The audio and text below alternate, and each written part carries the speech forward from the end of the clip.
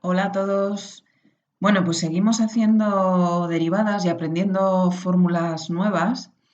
En este caso voy a utilizar un tipo de función concreta para aprender lo que se llama la regla de la cadena en derivadas, ¿eh? Ya vais a ver que es muy sencillo. Vale, kaixo denoi, kasu honetan deribatu gehiago egiten jarraituko dugu, eta kasu honetan erabiliko dut funtzio bat ikasteko kate araua, bale?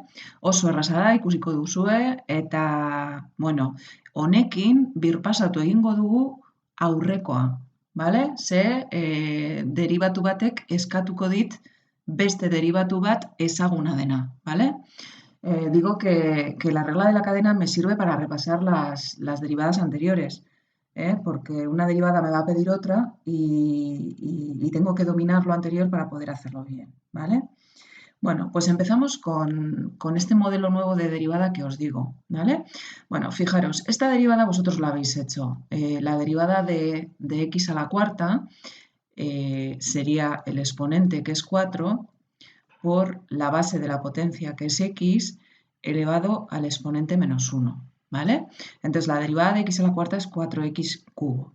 Entonces, fijaros la diferencia entre x a la cuarta que tengo aquí y esta otra función que es x cubo menos 2x elevado a la cuarta. Es decir, en vez de tener una función simple que sería x, tengo una función elevada al mismo exponente, en este caso, que es 4, ¿vale? Entonces, en vez de tener x a la cuarta, tengo una función elevada a la cuarta, ¿vale? Entonces, en este caso, ¿cómo se haría la derivada? Vale, pues la derivada sería, siguiendo el mismo esquema que en la derivada simple, sería el exponente 4 por la base de la potencia, que es x cubo menos 2x, elevado a el exponente menos 1, que es 3. Y en este caso le tengo que añadir multiplicando la derivada de la base de la potencia, que es 3x cuadrado menos 2x, ¿vale? Aquí lo único que podríamos hacer sería multiplicar el 4 por este paréntesis, entonces sería 12x cuadrado menos 8x y el paréntesis x cubo menos 2x elevado a 3, ¿vale? Para simplificar, ¿vale?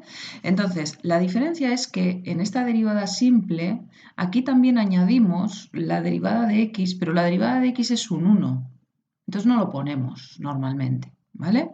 Entonces, cuando en vez de una x tengo a su vez una función elevada a un exponente, bajo el exponente 4, dejo la base como está elevada al exponente menos 1, que es 3, y le añado la derivada de la base, que es 3x cuadrado menos 2x. En este caso, al ser una función compuesta, aplico la regla de la cadena y una derivada me pide la otra, ¿vale? En este caso, la derivada de x es 1, entonces no lo estamos poniendo, ¿vale? Entonces la regla de la cadena tiene sentido cuando estamos hablando de funciones compuestas. Bale, ba. Beste adibide bat egingo dut kasu honetan euskaraz. Bale, badaukat funtzio bat ber zazpi. Bale, nik isa ber zazpi izango banu, deribatua izango litzateke. Zazpi, bider, isa ber zazpi minus 6, eta isaren deribatua da bat, eta guk ez dugu jartzen. Vale? Orduan, honen deribatua izango litzateke isa ber 6. Vale? Kasu honetan, ez daukat isa ber zazpi, badaukat beste funtzio bat ber zazpi. Orduan, deribatua izango litzateke. Zazpi, bider. Daukadan funtzioa, oinarria, ber zazpi minus bat, eta hori da 6. Eta honi biderkatu behar diot, edo gehitu behar diot, funtzioaren deribatua. Eta funtzioaren deribatua da bi. Vale? Kasu honetan, biderkatuko dut zazpi eta bi, orduan hau da 14, eta jarriko dut parentesia bukaeran. Orduan, deribatu batek eskatzen dit beste deribatu bat, bale? Orduan, horregatik kate araua erabiltzen dugula esaten dugu, bale? Benga ba, kasu honetan. Bale, nik isa ber bost biren izan beharrean, badaukat beste funtzio bat ber bost biren, bale? Orduan, hemen katearen erregela edo kate araua erabiliko dut, bale?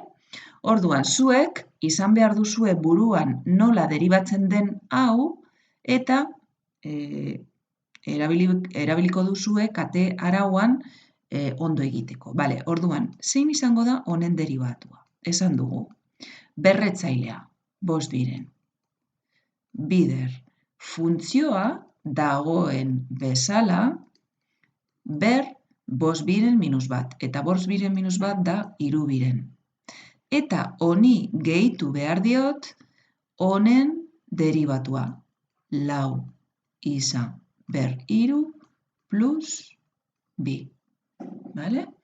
Orduan, kasu honetan, biderkatuko dut lehenengoa bider hirugarrena, osea, izango da bost bider lau isa ber hiru plus bi zati bi, eta jarriko dut parentesia bukaeran. Isa ber lau plus bi x ber hiru biren. Vale? Ados? Vale. Kasu honetan igual simplifikatu aldut dana zati bi, kasu honetan. Orduan hau da, bost, bider, bi isa ber hiru plus bat, vale? Eta kenduko dut bi hori, vale? Egin dudana da zatitzea guzti hau zati bi, vale? Venga, hurrengoa. La siguiente, fijaros. Aquí ya sabéis que nunca os enseñamos a derivar raíces directamente, entonces lo primero que tengo que hacer es transformar la función, y esto es 2x más 5 elevado a 3 medios, ¿vale? Y derivamos esta función aplicando la misma fórmula que hemos visto antes. Sería el exponente, 3 medios, por la base, que es 2x más 5, elevado al exponente menos 1, que es 3 medios menos 1, 1 medio, y a esto le tengo que añadir la derivada de la función que está elevado a ese exponente, que es 2, ¿vale? Entonces voy a multiplicar 3 medios por 2, que se me van los doses, y 2x más 5 lo paso a raíz, sería raíz de 2x más 5 elevado a 1, que no lo pongo, ¿vale? Entonces al final me queda 3 raíz de 2x más 5, ¿vale? He multiplicado 3 medios por 2, se me van los doses, ¿vale? Para simplificar, y como el enunciado lo tengo en raíz, pues el resultado lo paso a raíz también, ¿vale? Bien, vamos a ver esta derivada número 4, ¿vale? Kasu honetan badaukat biderketa bat, ¿vale? Eta biderketaren barruan badago funtzio hau kate araua erabiltzeko, ¿vale? Baina nik erabiliko dut biderketaren formula. Lehenengoa deribatuta bider bigarrena deribatu barik, plus bigarrena deribatuta bider lehenengoa deribatu barik, ¿vale? Bale, ba, orduan hasiko gara. Lehenengo funtzioa deribatuta, 7. Bider, bigarrena dagoen bezala, vale? Plus, bigarrena deribatuta, eta bigarrena deribatzean kontuz. Zer daukat? Berretzailea, 3. Oinarria, berretzailea minus bat, osea, 2.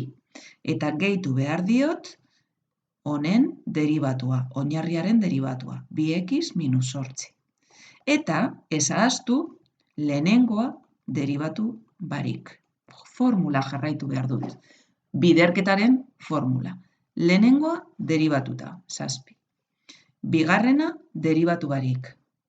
X karratu menos 8x ber, 3. Plus, bigarrena deribatuta. Eta kasu honetan, bigarrena deribatuta da guzti hau, bale? 3, oinarria berbi eta oinarriaren deribatua. Eta, falta zait, lehenengoa deribatu barik. Bale? Kasu honetan, ikusi behar dut, simplifikatzeko, zer errepikatzen den deribatuan. Bale? Errepikatzen da hau, x karratu menos 8x, hemen eta hemen. Orduan, gehitzaile guztietan x karratu menos 8x dagoenez, aterako dut kanpora. Eta ateratzen dut berretzaile txikienarekin, orduan berbi aterako dut kanpora. Zer geratzen zait barruan? 7. X karratu menos 8x berbat. Bale, atera ditut bi, geratzen zait barruan bat. Plus, 3, hau atera dut kanpora, orduan ez daukate zer barruan, 2x minus 8, bider 7x plus 4. Bale? Orduan, hau utziko dut kanpoan, eta izango dut 7x karratu minus 56x plus 6x 42x karratu, 2x lau, 6x plus 24x, 3 minus 8 minus 24, bider 7x, eta 3 minus 8 minus 24, bider 4. Bale? Orduan, jarriko dut simplifikatuta ja bukatzen ari naiz, minus 8x berbi, eta hemen dauka 7x karratu minus 56x plus 42x karratu plus 24x, orain biderkatuko dut hau, minus